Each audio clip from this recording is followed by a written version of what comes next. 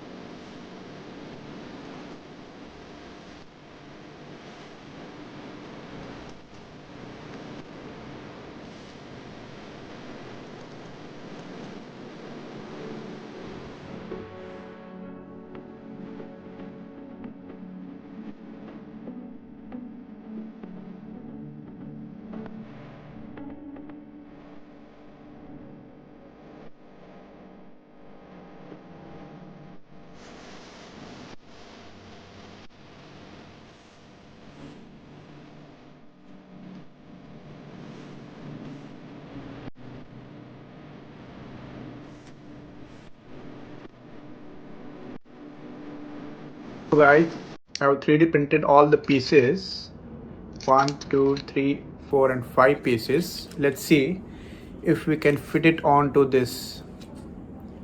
So let's take the pentagon one, the 5 holes, going okay. The square with the 4 holes, that's okay. And the triangle, the 3 holes,